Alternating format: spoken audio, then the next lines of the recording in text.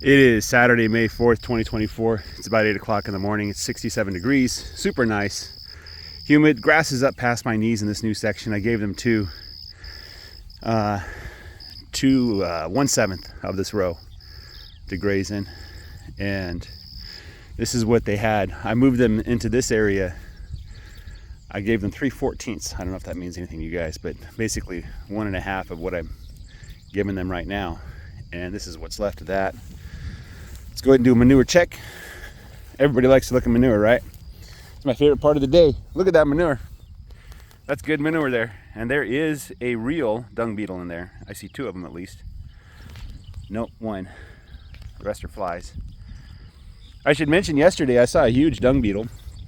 It had like that iridescent color that like reflects light in amazing ways, and it was flying and buzzing around. I didn't know they flew, but I guess they do. So that was interesting and fun. This one's a little bit runny, but it's fine. It's fine. I'm noticing that my grass is a mixture of clover and grass and some other things. It's not just grass, and I think that's a very good thing.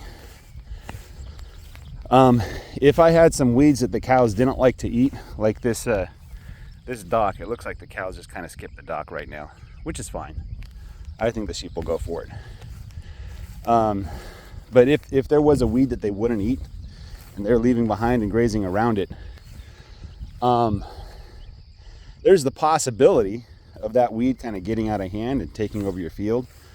But I believe, and this isn't an observable fact that I have much evidence for, given my vast 3 years of experience doing cattle here, but I believe that the grass is actually better at competing with weeds than we think.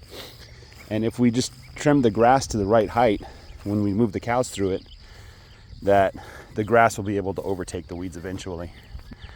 But if you do have problems with weeds, and I've done this in the past, but I can't really recommend it because I can't say that it really made a difference, at least with the weeds that I have. Certainly you can shred or mow those weeds down, hopefully after the cows go through. You don't want to mow down fresh grass with the weeds. Maybe sheep or goats might be able to help with the weeds too. But I'm seeing good patties. But in my case, I'm not really seeing any weeds that are taking over the field, causing any degree of concern. For me, I see the grass seems to be winning on every front here. And this is what I like to see, a little bit of grass that's untouched. The rest of the grass kind of eaten with one bite or trampled. So most of the grass is lying on its side. That's kind of the ideal. So I think I did a pretty good job here. They were moved in here at noon yesterday. And the reason why I moved them late was because there's plenty of grass left in the row. I wanted them to kind of finish up a little bit. Right now, let's see, yesterday I had a huge allergy attack. And right now I'm seeing a lot of ragweed. I believe this is ragweed in there. I'm not seeing the milkweed right now, but I did see a lot of milkweed. My neighbor has a bunch of milkweed too. But I'm not seeing milkweed in this area. So a little bit of this is like some kind of clover, I think. It's not a clover I'm familiar with. So when I first saw it, I looked it up. It said trefoil. I'm like, oh, it's a trefoil. And everybody's like, yeah, leave it to this guy. Give the scientific name for clover. I'm like, what? And I looked it up. Like, oh, yeah, trefoil is clover.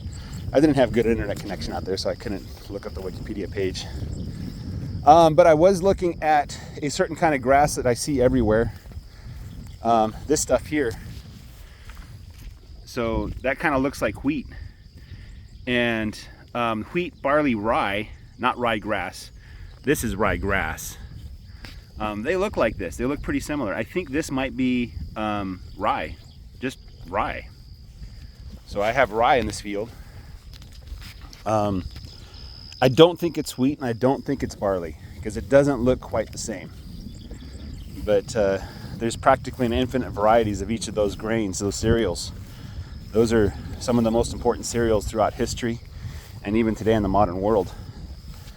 So there's an infinite variety of those. So I could be wrong, you know. But I believe it is rye, so I have rye with the ryegrass with clovers, lots of clovers, some of these buttercups. And then I noticed this morning these things, which I don't know what that is, but given that it has 3 leaves, I'm saying it's some form of clover. I don't know what kind of clover it is, but it's some form of clover. Number 33, how are you doing this morning? You're growing some horns. I'm gonna miss the colors once I start getting all the South Pole, or I get closer to the South Pole breed.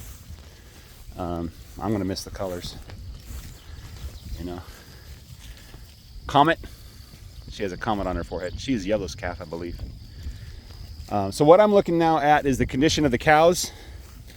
And for those of you who are new, who don't know, there's a triangle. Let me just kind of show you here. 24 will show you the triangle. So it goes from that hip bone down to the rib cage, and then up to where the ribs, the backbones.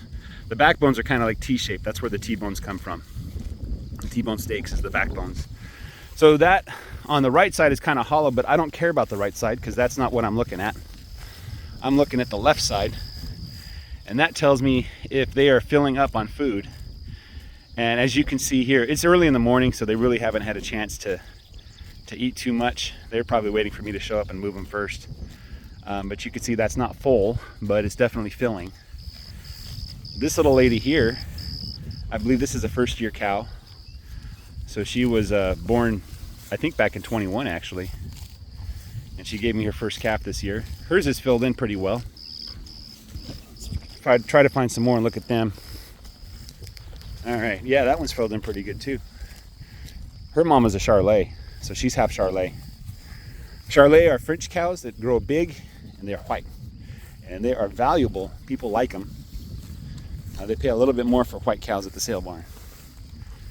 They also like the spotted brown cows for some reason. I don't know why. This one is also filled in nicely.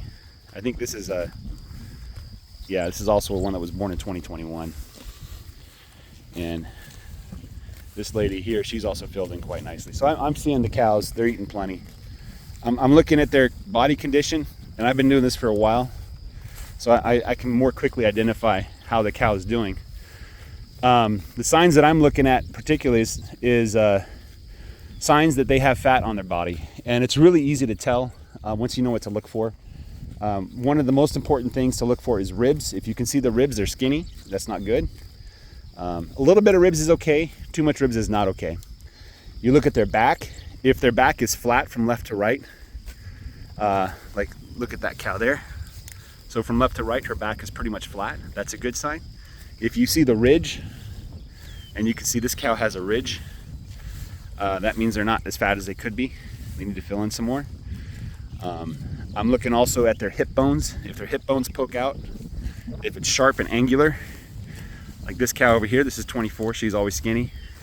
She makes good calves though. If it's angular and pointy, that means they're skinny. So number 24 is on the skinny side. Some people might say too skinny. But over here, Miss Metal Tag, you can barely see the hip bone at all. Her back is flat. The ribs, you're not really looking at ribs, you're looking at folds of fat. And then the other thing to look for is the base of the tail. If they're skinny, you can probably stick your fist in there. So you can't stick a fist in there, but look at number 24. Yeah, you could almost build a house in there, she's so skinny. That's not a good sign. You want folds of fat in the tail. So once you start to know the big key indicators, then you can start looking at the other smaller indicators, and you'll start to see patterns emerge about how good a condition the cow is. And you'll be able to tell just by looking whether they're doing well or not, you know. Now Yellow's not in great condition, but she's in good condition. Her hip bones are a little bit pointy, but she has, you know, almost all the flesh is filled in on her back. This is her left side, by the way. Her triangle's filled in nicely. You can a little bit see the ribs, and the back of the tail is a little bit hollow, but she's fine. The other thing I'm worried about is flies. Flies aren't really bad, but they aren't good either. And so having a cow covered in flies, that's a bad sign, because the cow not only has to feed itself, but all the fly population too. And so what we do for fly control is rotational grazing. If we keep them moving, hopefully that'll keep the fly count down. So All right, that's all I got for you guys this morning. Have a great day. Take care. Bye-bye.